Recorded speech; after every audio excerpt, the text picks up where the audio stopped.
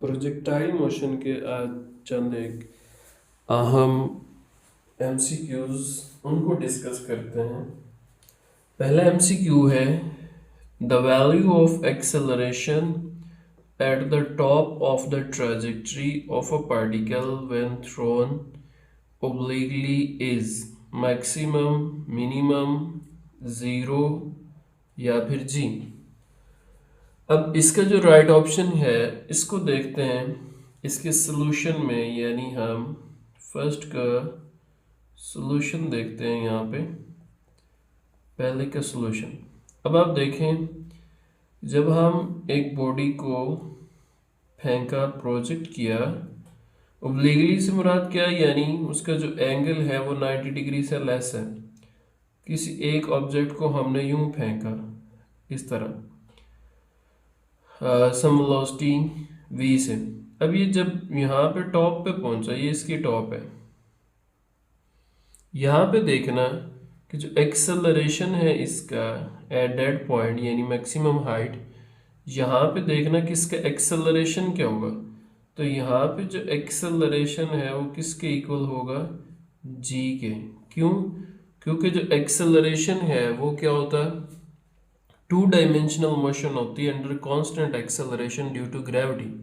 इसकी हमने डेफिनेशन पढ़ी हुई है ऑलरेडी चैप्टर 3 में, फर्स्ट ईयर। तो लिहाजा इसका जो राइट ऑप्शन है वो जी होगा। अक्सर स्टूडेंट इसका कुछ मैक्सिमम लगा देते हैं, कुछ मिनिमम, कुछ ज़ीरो। तो ज़ीरो नहीं होगा बल्कि कौन सा होगा, जी होगा। और जो जी की वैल्यू है वो 9.8 मीटर पर सेकंड स्क्वायर लेते हैं। अब यहाँ पे जो बी पार्ट है इसका, यानी जो सेकंड वाला एमसीक्यू है, उसका अगर हम सॉल्यूशन देखें यहाँ पे, सेकंड का सॉल्यूशन, इसमें क्या था, at the top of the trajectory of a projectile the direction of its velocity and acceleration are. ये बताना कि सिमिलर ही है इसके, यानी कुछ यूं ही फिगर बनेगी। तो यहाँ पे हमने बताना टॉप पे जो एक्सेलरेशन है और जो वेलोसिटी है वो आपस में कैसे होंगे। तो अब आप यहाँ देखें कि जो लाइकवाइज एक बॉडी को हमने क्या किया, यहाँ पे प्रोजेक्ट किया सम वेलोसिटी v से। तो जब ये अपनी मैक्सिमम हाइट पे पहुंचेगा तो इसका जो एक्सेलरेशन है वो किधर होगा, डाउनवर्ड।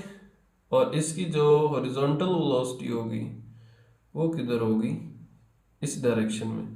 तो यहाँ पे आप देखोगे ये वेलोसिटी है और ये एक्सेलरेशन है विच इज इक्वल टू जी।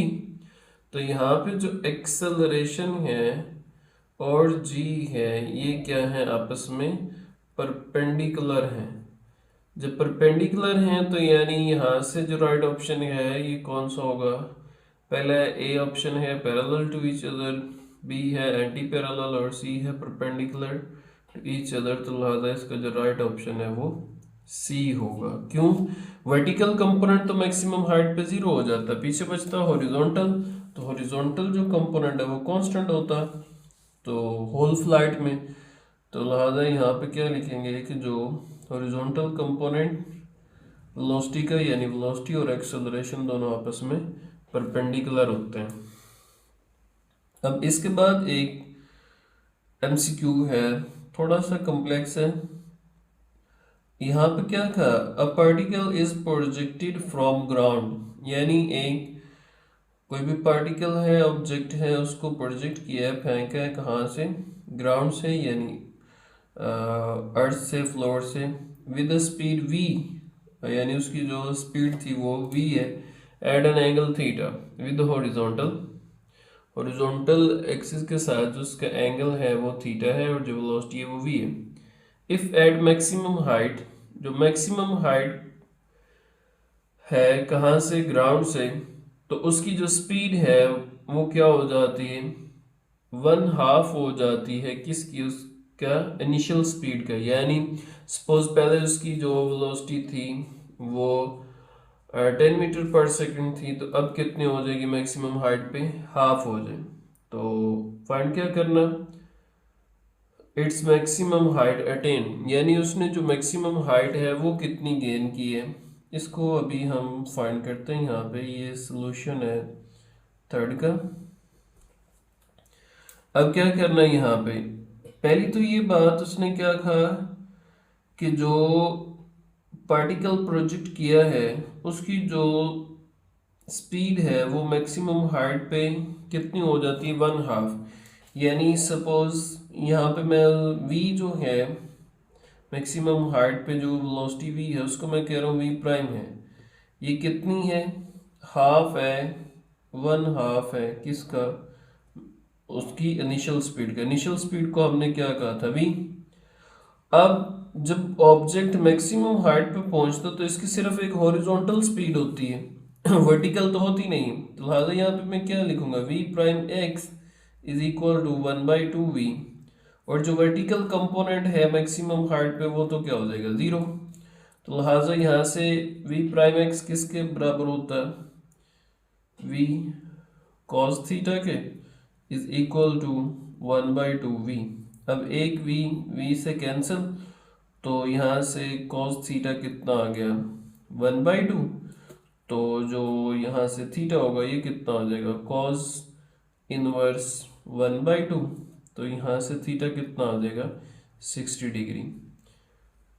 यानी जिस ऑब्जेक्ट को हम फेंक रहे हैं एंगल थीटा के साथ विद हॉरिजॉन्टल, वो वाला जो एंगल है उसकी वैल्यू कितनी होगी, 60 डिग्री। कब, जब उसकी जो मैक्सिमम हाइट पे जो स्पीड है वो इनिशियल स्पीड का क्या होगी, हाफ होगी।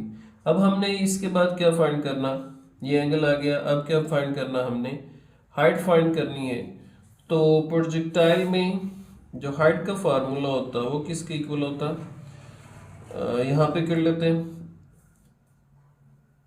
जो h है, h is equal to vi² sine square theta over 2g।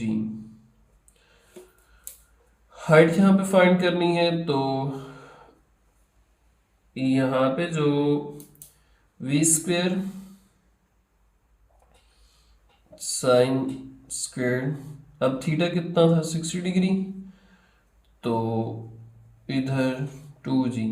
अब जो साइन 60 है वो कितना होता है, 1/2 v²।